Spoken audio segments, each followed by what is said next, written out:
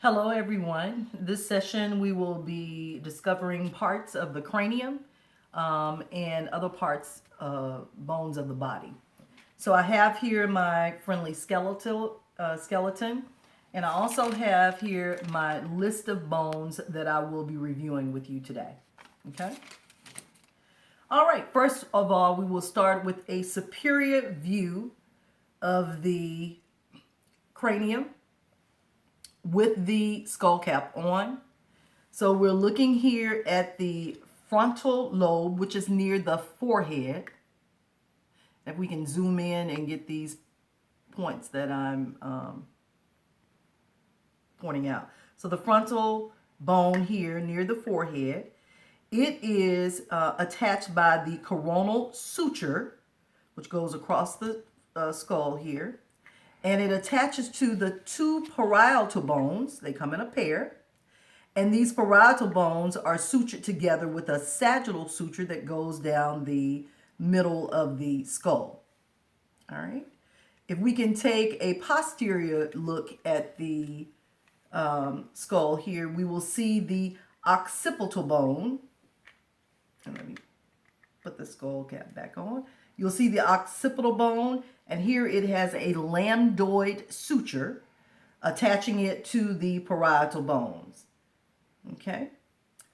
On the side here, we'll see the temporal bone. And the temporal bone has a squamous suture here. All right. We'll come to a lateral view of the skeleton.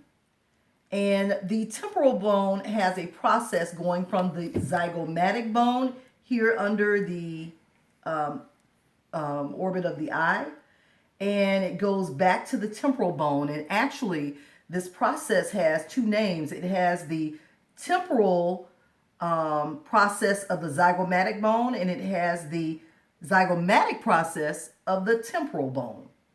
Okay? Under this zygomatic arch, this is what this forms, you will see the coronoid process of the mandible. And it goes under this arch here and attaches to near the back of the eye on the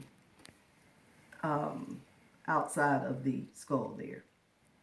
All right, then we have the mandible. This is the mandible, the body of the mandible. We have the angle of the mandible. We have the mandibular condyle that inserts into the mandibular fossa. We have the mandibular ramus here, which is actually near where the little springy part is here on my skeleton. All right, if we come to the anterior of the skull, we're going to look here. We have several foramen, and the foramen are where the blood vessels and nerves enter into different parts of the skull. So here we have the supraorbital foramen, this little, you can come in there, there's a little hole there. So that's the supraorbital foramen. And then below the eye, we have another little hole there, the infraorbital foramen. All right. Here we have the maxilla that's extending from the tooth line up to under the orbit of the eye. We have the alveolar processes, which are both at the top ridge of the teeth and the lower ridge of the teeth. Here we have the mental foramen. Okay. Now, if we look at the orbit of the eye, there are several bones in the eye. One is the ethmoid bone, which comes from the perpendicular plate of the ethmoid. And in front of the ethmoid bone, here, let's see if I can find my little pointer. So in front of the ethmoid bone, you have the lacrimal bone, and then the little cavity here is the nasolacrimal canal, and that's where the tears run down into the nasal cavity. All right. Also from the orbit of the eye, we're able to see the sphenoid bone. There is a greater and a lesser wing of the sphenoid. And so you can see the sphenoid from the outside here, the lateral view, and you can also see it, it extends into the orbit of the eye. Okay, now if we take another superior look and we take the skull cap off, you may want to come a little closer here to look on the inside with me. We have several structures here. This little butterfly structure here represents the sphenoid bone. And here you would have the lesser on the top or the anterior there, and then the greater on the closer to the posterior here. You would have this center here is called the sella turcica, and this is actually the hole where your pituitary gland comes through. Now, this little structure here at the anterior of the fossa here, you'll find this is the crista galla. And the crista galla is actually acts like a little anchoring cell. It's attached to a membrane that surrounds the whole brain, and it keeps the brain from juggling around in our cranium. So that was interesting for me to learn during this lesson. On either side of the crista galla, you will find the cribriform plates. So these little depressions here on either side of the crista galla, you will find the cribriform plates. All right, and I'm just going to check my list here. All right, so we talked about the zygomatic bone here in the front that extends, this process extends out and forms a zygomatic arch. We've talked about the lateral bone here and the nasolacrimal cavity. We've talked about the supraorbital and the infraorbital foramens. Another point I want to make, this, you'll see that the nasal cavity here, it has a little structure that divides the nasal cavity into two parts. This is the nasal septum, and the nasal septum is made up of the perpendicular plate of the ethmoid bone, and also the distal end here is the vomer bone. And so those two structures together make the nasal nasal septum.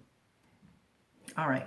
Now the little ridge here is known as the anterior nasal spine. Okay, the anterior nasal spine there. All right, if we go back to a superior view here on the inside of our cranium here, there are some additional foramens here, foramens.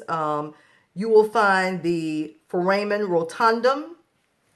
You'll see these little, there are three little holes here. So you'll find the foramen rotundum, the foramen ovale, and the foramen spinosum.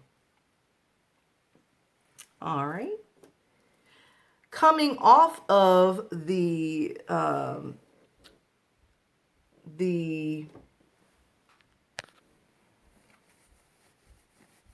sella turcica, you will have another cavity here, and this is the coronoid.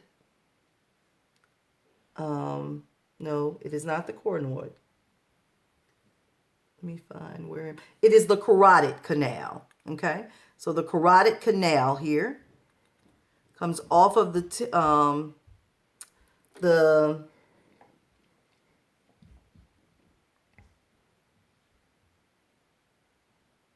the sella turcica. Okay.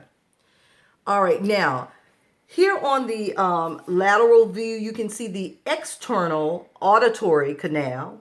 And actually, this is also referred as to a meatus because it's more like a tunnel. So it goes inside here, and you can see the internal auditory canal as well. So the little hole here. All right, and so we'll further move on. I think we mentioned the angle of the bone, the mandibular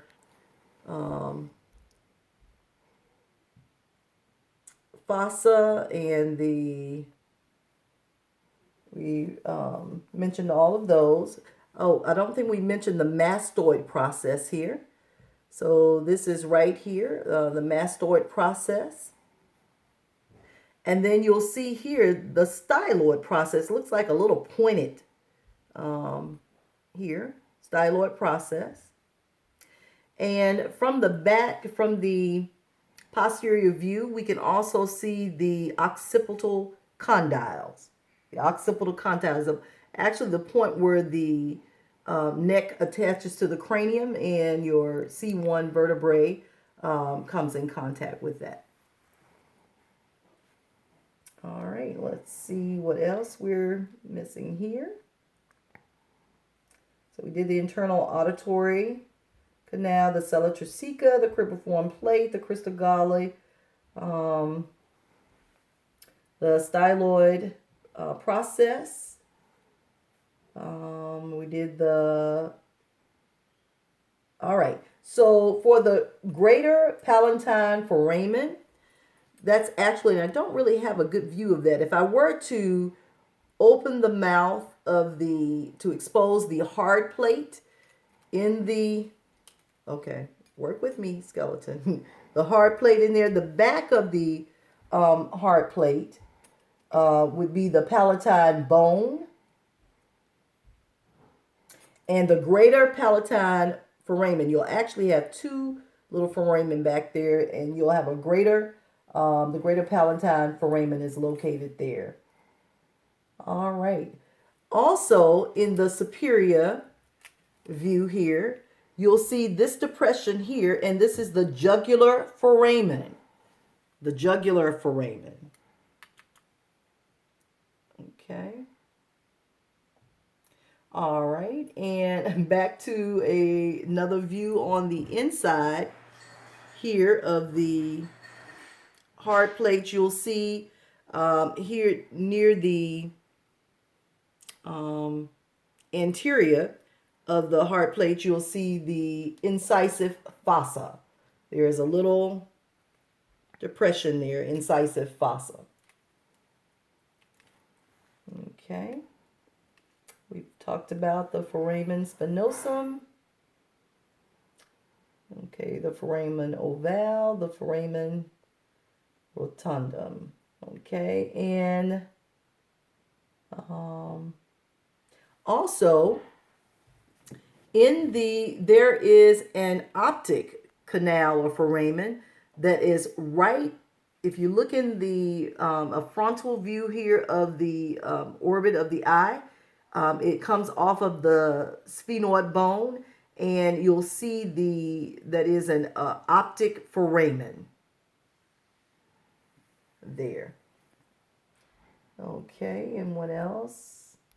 We talked about the greater and lesser wing of the sphenoid. Oh, and you know when you're thinking hard and you squint, this little area here is called the glabella. So it's in between the supraorbital foramens, the glabella.